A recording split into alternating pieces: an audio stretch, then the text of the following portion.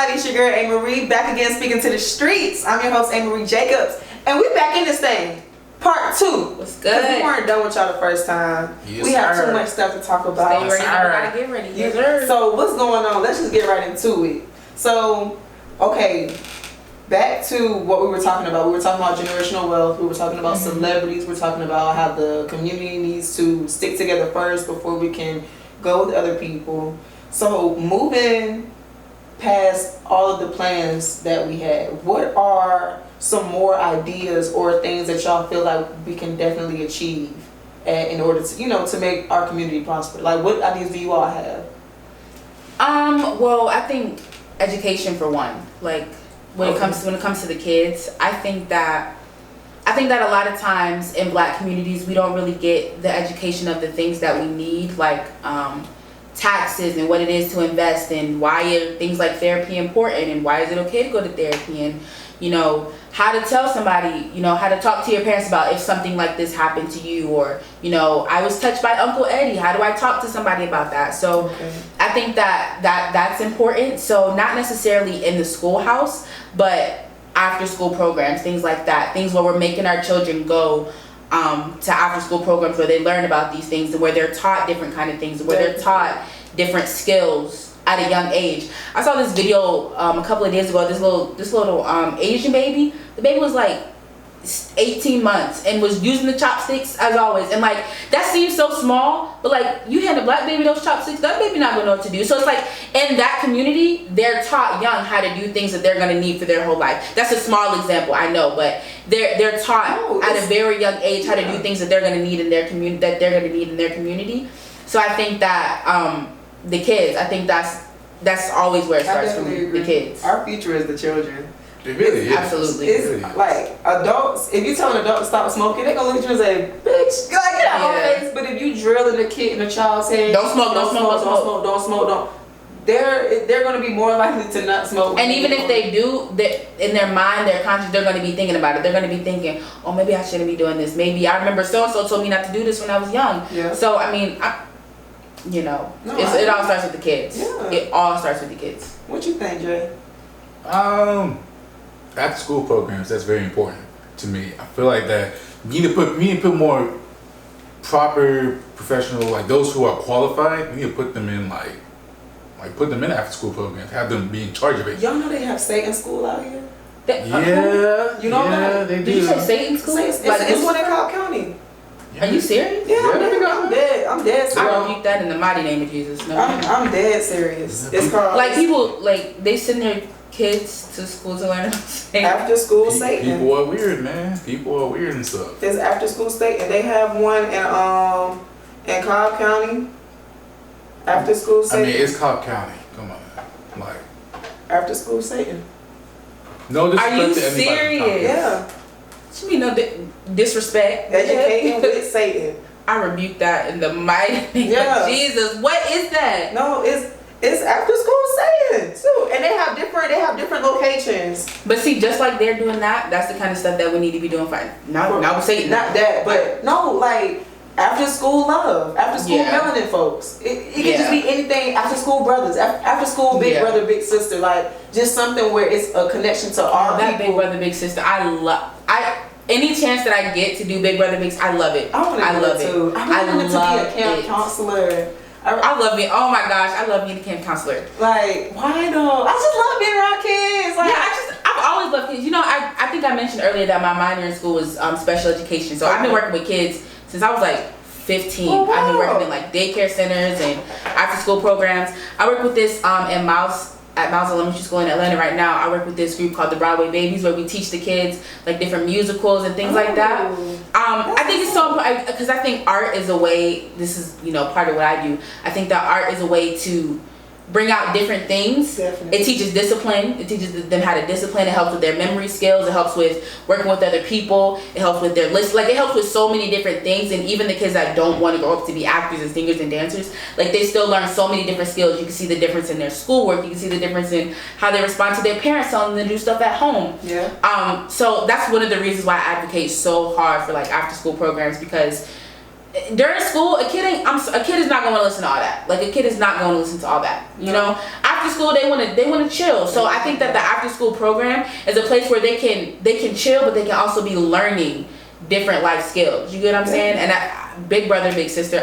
If you can be a big brother or big sister, go do it. Right. Like, go if do you it. like kids. But I mean, what you think? If you like about kids, it, you don't like what kids, you don't do it. think? Oh no, I respect the big brother, big sister. There's one near my school in Kansas, and football team always volunteers for them. Always do a lot of things. And one thing I noticed, them kids are sponges. I'm guessing maybe they're sponges. Yeah, okay. Like maybe because I'm a They football take up player everything. and they see me and just like, yo, this dude's very big and stuff. And so I'm gonna pay attention. Let me see what he's doing. Yeah. I think those are the moments to where like it's like they're paying attention to you. So I'm like, okay, let me see what I can do. I want the best for these kids, and usually because I'm in Kansas, there's a lot of white people in Kansas. Okay. Yeah. Me being a black person in front of all these like young white kids and stuff, I can show them a side to be like, hey yo, let me just let you know right now, like everybody's different, but you and me, like we both like football, right, little dude? So what's so different about us? We both like football. Exactly. Or we both like the color blue. Yeah. Nothing's really different about us. And kids understand. It's crazy that kids understand more than adults. I guess because when you get older, you become so complacent and your pride get in the way. We're structured. Society, So the government, structured and stuff. we become like with the Offset when he gave his baby the Birkin bag. Y'all saw that? Y'all didn't see it? I didn't. I seen it. What happened? You saw it? Yeah. I'm not gonna lie, look. Basically, he had a box for the baby, you know, him and Cardi B baby. He was like, oh, baby, look, like, here's a present. And she was like, yeah. She was excited for the box. Like, it's a box. Like, what's in this box? So he opened the box for her and pulled out a Birkin bag, a purse. And he was like, yes, baby, like, here you go. And she was like, and she threw it down. And that's really the common sense of She's how. like, what I'm gonna do with a purse? Yeah, exactly. Yeah. And it's like, I mean, as a lady, you do need a purse, but you don't need a $10,000 purse. You don't need a $20,000 purse. You know?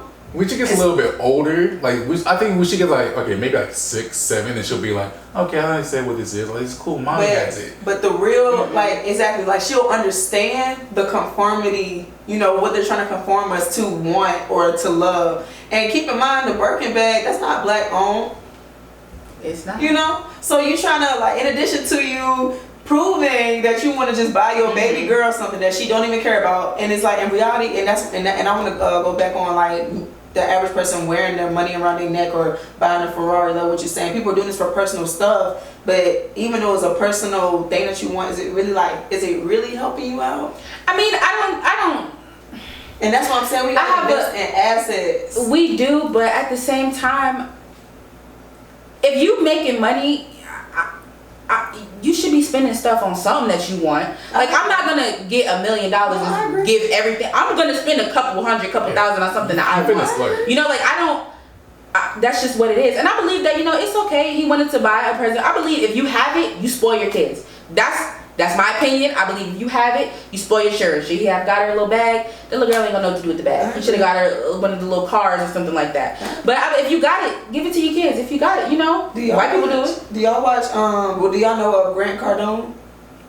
Who? Grant Cardone. He's a white real estate mogul. I don't know who that is. Basically, he's wealthy. A rich white man. Yeah. Okay. A wealthy white dude. He does real estate. Basically, you know, I watched a lot of his videos, and he was like discussing what to do with your money. And he was like, you know, people are making money, but they're spending the money that they're making, the hard work money, on bullshit. What you need to do is use the hard earned money, invest it into assets.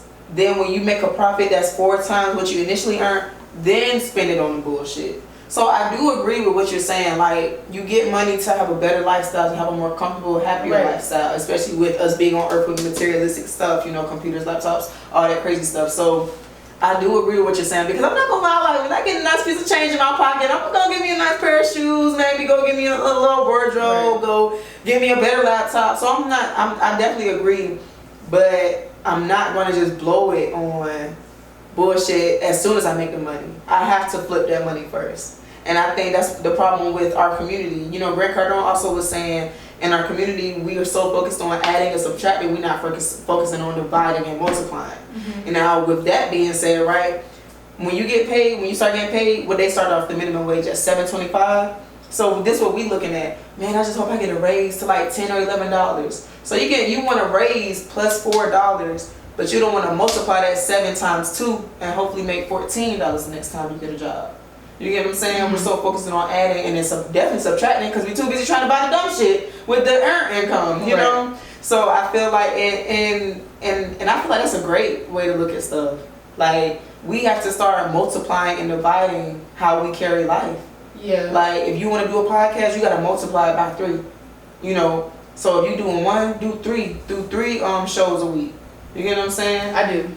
If you want to, if you hanging out with your friends too much, divide it in half. If you hang out with your friends 5 days out of the week, divide it in 2, and then hang out with them 2 times a week and just see the difference. But we're so busy on trying to subtract. Like, okay, I'm hanging out with y'all 5 times out of the week. I'm just hanging out with y'all 4 times. Like, that's really a significant difference. Yeah, I think the only significant difference is multiplying and dividing. But they don't teach us this in school. You know, they're just teaching us to add and subtract. You know, like. So with that being said, like, what other ideas? So you feel like it's, okay, so one of them is kids, education. So what would be a second one? Or like, so like a second idea to invest in. I personally feel like I feel like all the businesses that we see now, we need to just switch it into like not switch it, but do the same thing. But in black mode? Yeah, black mode, basically, yeah. So, yeah. Like a black cash app, but yes, I don't want to call it nigga app though. Like, I disagree. I don't know. No, but see, I think nigga app might be kind of nice. But see, the tongue, like your tongue is a spirit. No, that's like, true. You are when you're singing, when you're talking, you're putting stuff out in the universe. Proclamations over your life. I absolutely agree. So when you say, yeah, I'm that nigga, I'm nigga, no, you're gonna stay a nigga. Streaming on another topic.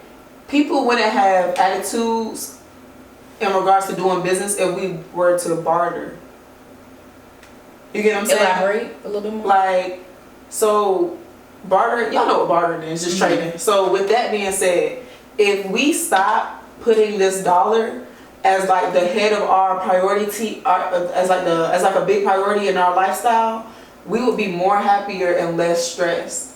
Like, you know, the reason why bosses and managers are such dickheads and pricks at work is more so because, like, nigga, I pay you. You gonna do what I'm telling you to do now. Right. I'm gonna tell you to go to lunch at 2 o'clock because I'm paying you, nigga. Right. But if the shoe was on the other foot and if they needed me just as much as they needed them, right, there would be way more loving, way more mannerable, everything. You get what I'm saying? And I feel like if I was also thinking about that too, like life is a game of chess, and you have to know what your piece is on the chessboard. Mm-hmm. You know, so with that being said, the black community, that's all the pawns, or the majority of the black community. But the investors, the business owners, the wealthy people, the kings, the queens, the royalty, those are the ones in the back line who is, you know, setting up the play field for us. And you know, people try to set pawns like, oh, it's just a stupid pawn. But you know, when a pawn gets to the other side of the chessboard, they can turn into any piece they want to turn into. Mm-hmm. So it's like every little bit matters because 99 cents is not $1. It's just 99 cents. So with that being said, if we barter, we would have way more pleasant attitudes when we're doing business with people. Like, for example, at the black restaurants, when they want to be unprofessional and rude, you know, maybe they wouldn't be as unprofessional or rude if they needed something from us. See, but I feel like that also goes back to that whole thing, like, they think, oh, we're the niggas that made it. So I can talk to you like this because I'm the one that made it. You get what I'm saying? I own this, so I can say whatever and I can do whatever.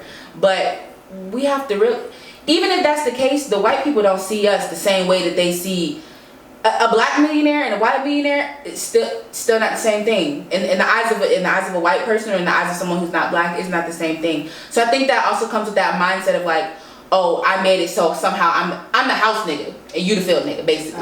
That's that mindset, in my opinion. That's where that comes from. Okay, I agree. What you think about it? I mean, I understand, like, it's so weird. I guess in my opinion, I feel like that financial stability and wealth growing is huge. But I always felt like that, you know, you make your money. Don't let money make you and stuff.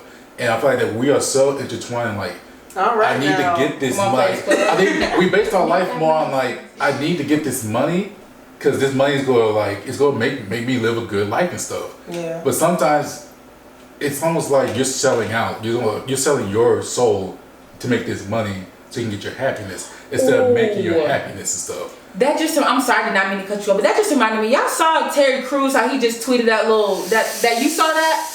How he tweeted the little acronym for coon? Yeah. You didn't see that? I saw it. I'm not gonna lie. I saw it and I was like, huh? And I just kept. So can you explain? I don't even know what the acronym said. I know what it was, but I do remember seeing it. I was like, what? It was like, I honestly don't even know. Create your own business or no, create your own. I think create our own negativity. I think the last one, negativity. I honestly don't know.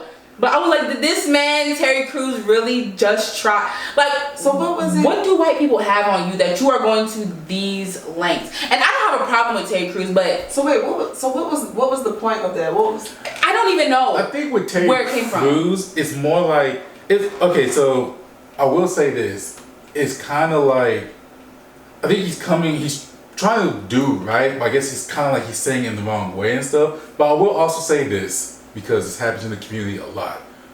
We, as black people, try to make everything like a popular decision is a popular decision. If anything outside of that popular decision, we don't want to hear it. That's what we got cancel culture. To me, I'm like, cancel culture only do so much, but I feel like that you gotta hear different perspectives. You gotta hear different opinions so you can understand. And then if you have like, I always feel like this, you gotta learn for other people and stuff. I agree. You can't really learn or like really further yourself and progress if you don't hear these different opinions and stuff. Definitely. And even though it might be like it's not a good opinion, you still kind of gotta hear it though. Piggybacking over that, the arts major. Oh yeah. So you gotta learn. Yeah. Like, I mean, just being messy, trying to lie. You are. I get what you're saying. I do agree with what you're saying about cancel culture and that everybody's not gonna have the same opinion and people be getting mad, but So, do you think like what is your do you agree with Terry Crews like in what he's trying to do, like in making the word coon, I guess, like a prominent thing in the black community or something? That's what it was saying. Coon. Yeah, it's like coon. That's what it spelled. It was an acronym for coon. Oh. To me, I was like, that's bold and stuff. I'm like, well, I'm just tired of breaking down black people. I'm like, we're gonna make mistakes. Some do need to be put in check, but I'm like, I'm tired of being like, yo, like, I'm done with you. I don't need you no more. Get out. You're not black. That's the one thing actually I don't like when we say like, yo, you're not black because you do this and this and that. And Ooh, like, or no, or you talk white. That like to me, I'm like, yo, like don't ever put a brother down. So don't put a sister you talk white. Yeah. What does a white person talk like? Honey buns. But you know what's crazy? So, me personally, growing up and actually experiencing that, I did that to another sister. And she chomped my ass off. And like now that I'm older and I'm thinking about it, I'm like, she should have chomped my ass off. You know, and it's like for someone to actually experience what she experienced and to do it to her, like I didn't go through this shit, was like, no, she should have chopped you off, like, because you can't sound white. Like, what the fuck does that mean? Oh, I can't sound like, I don't know. I'm about to say that's basically people saying that, white people are proper. Yeah, white people talk, we only know how to speak in Ebonics. Yeah, or speak from our culture, or we don't sound like we can make business deals. Like, is that what you're telling me? I don't sound, I sound too intelligent for a brother, too intelligent for a sister. What that is. I will say, and it's like the ones with this voice is the ones making money moves, doing business moves. You know, I'm sorry to cut you off, but I'm not like, because always to me, like I said, like I don't want to. We talk about black empowerment. You gotta like, it's so many things, so many factors and stuff. But I was like, I'm like, yo, I know he's speaking wild and stuff, but I'm like, I'm not gonna tear him down. I'm gonna listen to what he's saying so I can get all these different perspectives, and so I can conclude something and understand from both sides. Because if I'm looking for one side, then how am I? It's almost like you don't want to lead. You don't want to become ignorant. But if you're just if you're just driving, and you're not looking left or right, you're just driving. You gotta understand, like, yo, peripheral vision. I don't know what's coming from the other side. If I'm just focused on this right here and stuff, something could be coming like from the other side. I get what you're saying, but in my opinion, black empowerment doesn't mean that every single thing is right. I think that's two different things, and I think that's where we kind of get messed up.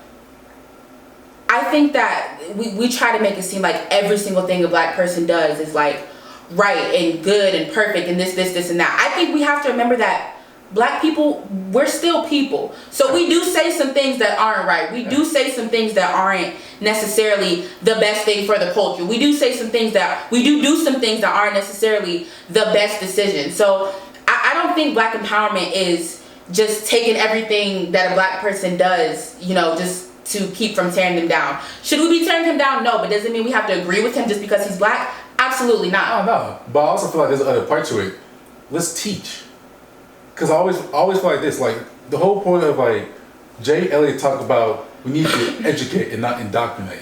We need to lead people out of ignorance. Absolutely. There's no way you can lead somebody out of with education, you have to unlearn exactly the bullshit. And that's what people are feeling. People think that you need to continue to add exactly. more. That's what I'm saying. Yeah. We need to unlearn a lot of the bullshit that we need to unlearn. It's like I can say, like we're being indoctrinated. We're just being like this, that, this.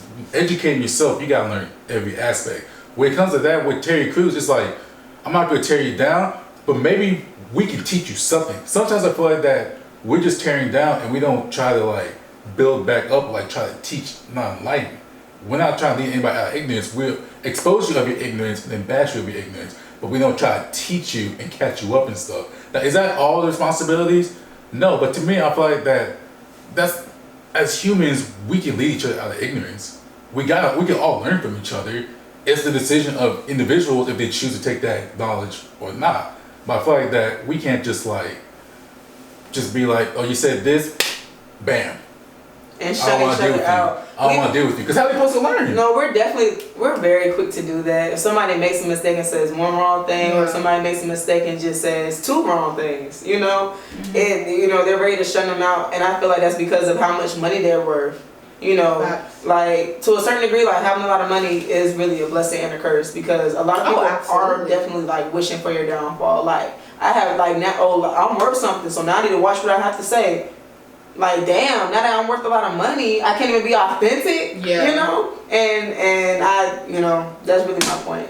I mean, not everybody's gonna agree with everything you say, and I feel like I kind of agree in that sense. Like that's what we have to learn as Black people is like, even if I don't agree with you, you're not shunned out. You're not kicked out the kingdom just cause I don't agree with that one thing that you said. Was it right? No. Do I still love you? Yes. Exactly. So I do agree with you in that sense that we are very quick to cancel because the white community, they don't cancel nothing except niggas. Yeah. Literally, they don't cancel anything. Ooh, you really said something when you said a mouthful for saying that. Nothing. Yeah. Nothing. I agree. Nothing. I agree. Why? So, speaking of canceling, we just gonna cancel out this show because time is up. It's not good. It's not good. We ain't gonna cancel the show. We gonna cancel the time on this show. We gonna cancel this conversation right now. But okay.